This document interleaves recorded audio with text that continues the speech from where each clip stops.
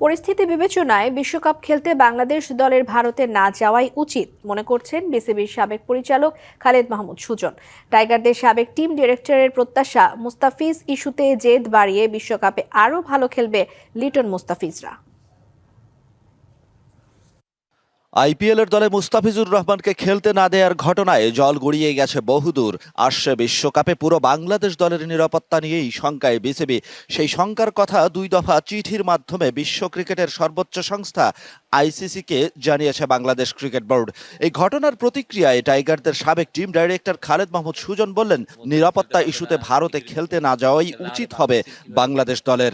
একজনের সিকিউরিটি না দিতে পারে তা এতজন 25-30 জনের বহরকে কিভাবে দেওয়া সম্ভব? তার মধ্যে আমাদের ওখানে ফরেন কোচেস আছে, সবাই আছে। তো আমি মনে করি যে সেটাই আইসিসির কাছে আমার মনে হয় যে বলা উচিত যে আমাদের খেলাটা শ্রীলঙ্কাতে ট্রান্সফার করে দেয়। কারণ এই মুহূর্তে তো আসলে এটা একটা ভয়ের ভীতির ব্যাপারই আছে। কারণ মুস্তাফিজের যেহেতু সিকিউরিটি নাই, সেগুলো আর বাকিদেরও তো সমস্যা হতে পারে। তাহলে নায়াসিনামাইড ও স্যালিসাইলিক সমৃদ্ধ লিলি ফেস ওয়াশ যা ফেসের ডেড স্কিন সেল দূর করে দেয় দ্বিগুণ ফাস্টার ব্রাইটেনিং।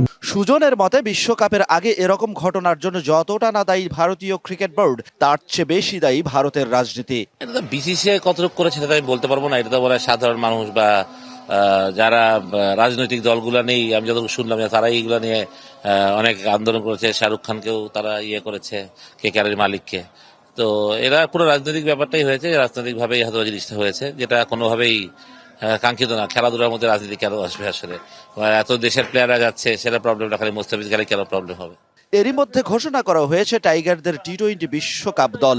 সুজন বললেন, মুস্তাফিজ ইস্যুতে মাঠের খেলায় জেদ বাড়িয়ে দেবে টাইগারদের। না, আমার মনে হয় এটা একটা বাড়তি জিত অনুপ্রেরণা হওয়া উচিত বাংলাদেশ টিমের।